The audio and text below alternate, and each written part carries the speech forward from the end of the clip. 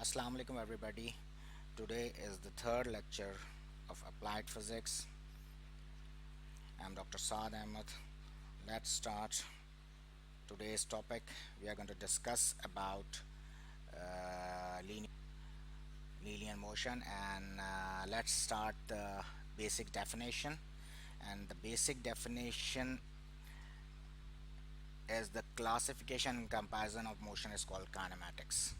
The classification and comparison of motions is called kinematics. What is motion? The movement of an object from one position to another. And what is motion in one dimension? That is linear motion. The motion in a straight line. The line may be vertical, it can be horizontal, it can be slanted. See, there are many possibilities of a straight line. It can be horizontal, it can be vertical, it can be slanted. For example, an object falling from a higher position to a lower position. Okay, continuing, the position is defined as the location of an object with respect to the reference point, that is basically the origin. There can be two type of direction, the positive direction and the negative direction. The positive direction is the direction of increasing numbers toward the right side, that is this direction. And if you see a negative direction, that is the decreasing numbers towards left of the origin. Here you can see the positive direction in this side direction and negative here. You can see it's going here. So origin is at 0, the reference 1 2 3 4 and so on, and if it is negative then -1 -2 -3. It's simple.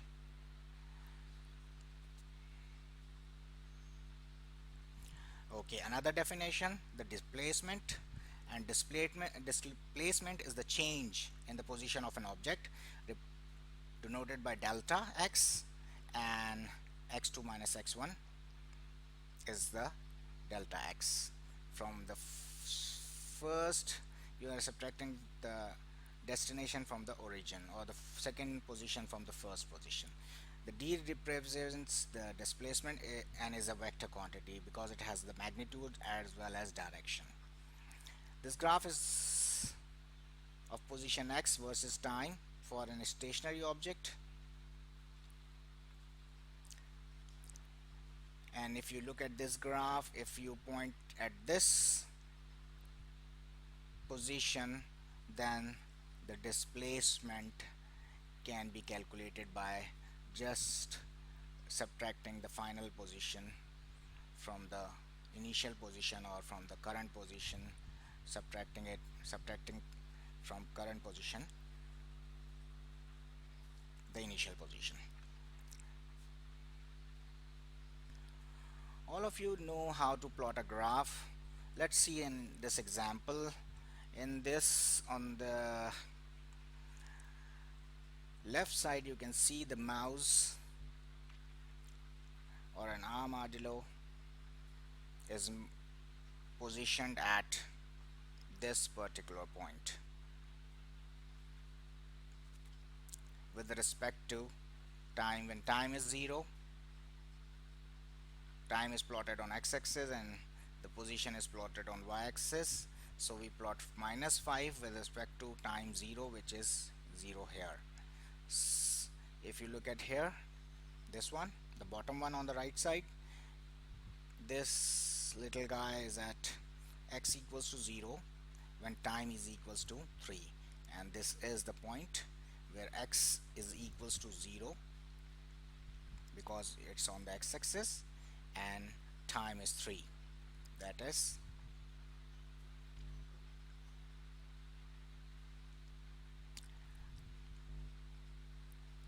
then we look at this one here.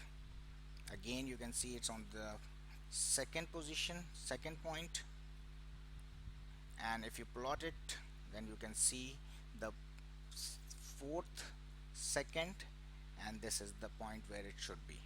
So if you join the lines, you can see the actual movement of this mouse moving from one point to another point, and displacement, position. So you have all the concept being okay. Now we are going to discuss the position time graph, which is also known as xt graph. X for position and t for time. And if you look at this graph, you can see that we can calculate the average velocity.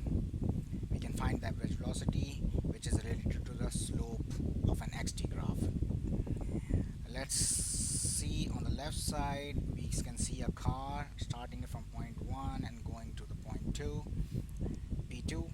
And if you plot these in a time graph, xt graph, you can see the x-axis is showing you the time, and y-axis showing x in meters, that is 100, 200, 300 and 400 meters, while time is 1 second, 2 seconds, 3 seconds and so on. So if I plot t1 and the point p1, position is plotted here corresponding to the figure on the left side, and p2 here, we can see that the time difference is t1 minus t2 minus t1 is 3 seconds, because t2 is 4 seconds and t1 is 1 second. And similarly, if you check the displacement, we can subtract x2 minus x1. And for a displacement on our x-axis, an object's average velocity equals the slope of the line connecting the corresponding points. So if we connect p1 and p2, we can see the slope, which is shown here in the green as green line, which is equal to the average x velocity. The other term which we are going to discuss is instantaneous velocity, which is the velocity at a specific instant of time or a specific point along the path, and is given by this Vx is equals to dx upon dt. And you need to remember this, and also know this, that the average speed is not the magnitude of the average velocity, so don't mix it. Let's look at this example, which is going to help us understand the concept of instantaneous velocity. Let's look at the situation. We have a cheetah who's trying to catch this antelope, and on the left side we have a starting point, the region where the vehicle is parked, and cheetah is standing here at t is equals to 0 and 220 meters from the vehicle. It will start to move when t is equals to 1 second, and this point x1, and it is going to go and catch that antelope, the target. But if we consider another point x2 with t2 is equals to 2 seconds, we can find out delta x, which is the displacement. So if you reduce this distance, then easily you can find out the instantaneous velocity of the cheetah. So the basic concept here is to reduce the time between 2 points to calculate the instantaneous. And this concept will be more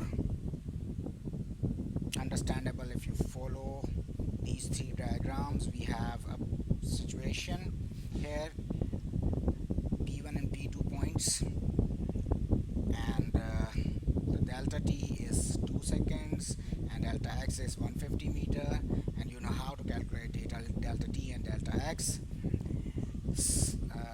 Delta t is t2 minus t1, and delta x is x2 minus x1.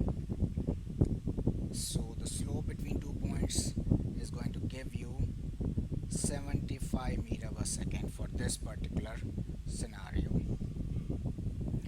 And if you look at the other example, the second B example here, the distance between 2 points is lesser, because before the point 2 was at t is equals to 3, now it's t is equals to 2. So the delta t is 1 second and delta x will be 55 meters. The distance reduces and the instantaneous velocity is also reduced. Similarly, if you keep this time interval shorter and shorter, you can see that in the third graph there is only 1 point and the destination is 160 meters. So delta x is 0 minus 160 gives you 160, and t1 minus 5 equals to 4 gives you 4. So it is found out to be 40 meter per second. So the thing to remember is that you need shorter time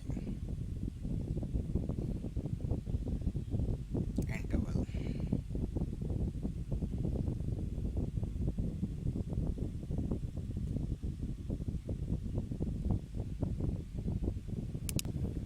Okay, we have this average velocity, the ratio of the displacement delta x that occurs during a particular time interval delta t, and it is this thing. Let's tell you that v average is equals to delta x upon delta t. Is, we know that x2 minus x1 upon t2 minus t1. Average speed is calculated, the ratio of the total distance d that occurs during a particular time interval delta t to that interval.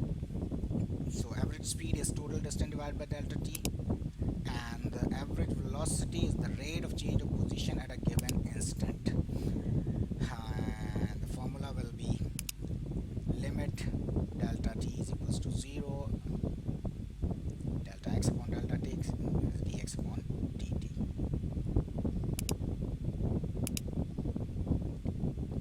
Okay, look at this sample. A truck moving on a straight road for 8.4 km at 70 kilometers per hour. At this point, truck runs out of fuel and stops. Over the next 30 minutes, driver walks another 2 km on a straight road to fuel station. This is the scenario, and what we need to know is to calculate the overall displacement from the start to the fuel. What is the total time interval, that is delta t, from the beginning of the drive to the arrival at a fuel station. What is the average velocity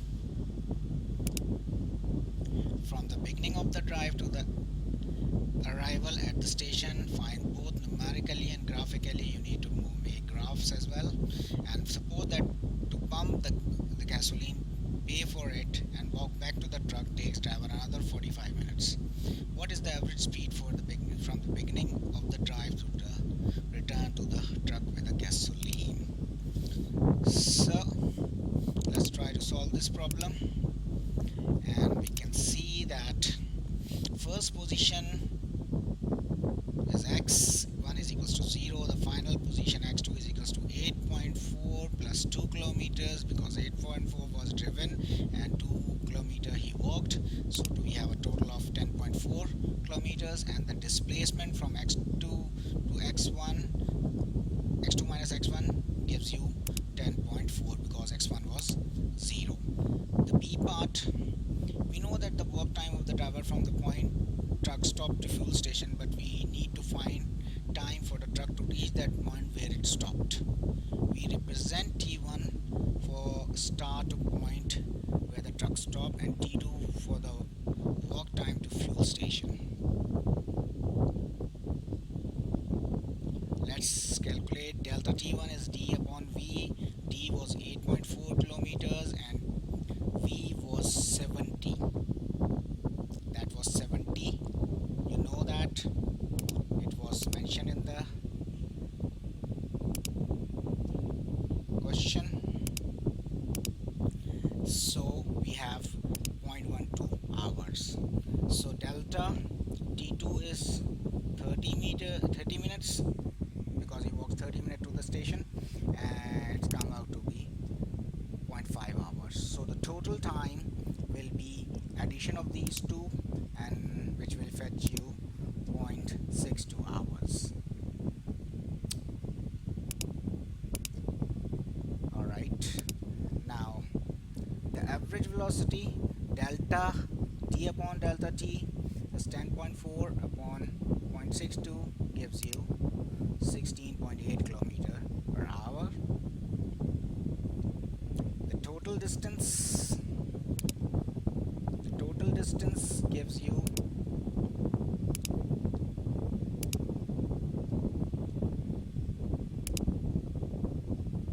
we can see here the total distance 88.4 plus 2 plus 2 is equals to 12.4 kilometer. Where this 2 came from, this was the return path. So the total time will be delta T2 is addition of all three gives you 1.37 hours, and the average speed is the total distance divided by delta T2, and we have this 12.4 upon 1.37, that gives you 9.1 kilometer per hour. And let's look at the diagram. This was the starting point. This is where the truck stopped. The driver starts walking and reaches the station, and after reaching the station, the slope shows the average velocity, and this is the distance, the total distance that was covered. This is time, the total time it has taken for the driving and the walking.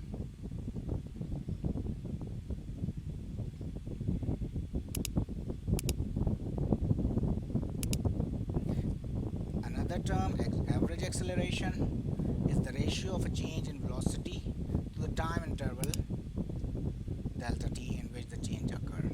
So average is equals to delta v upon delta t.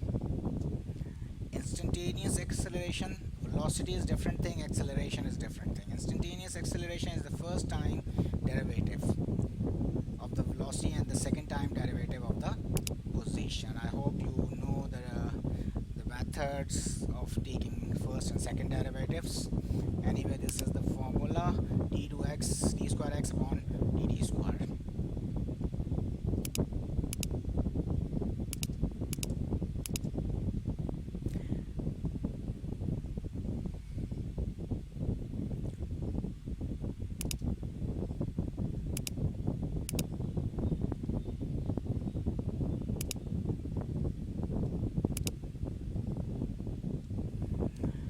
Alright, these are the four equations which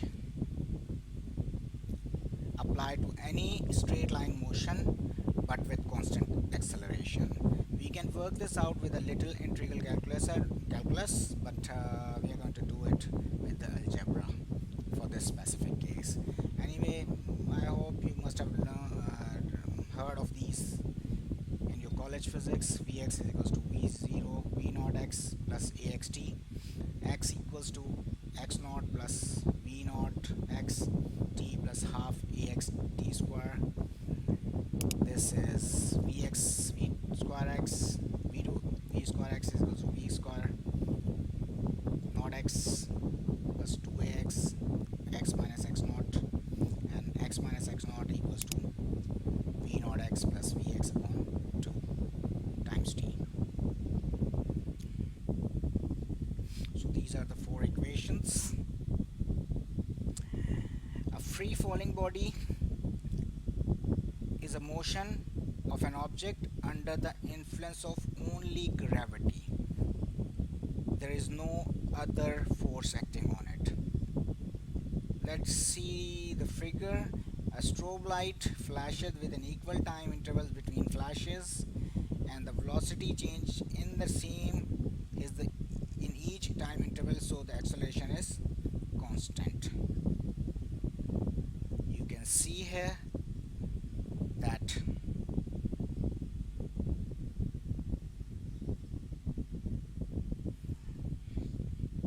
acceleration is not always constant.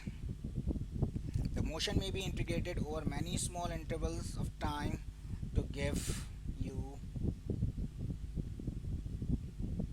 the acceleration of a car.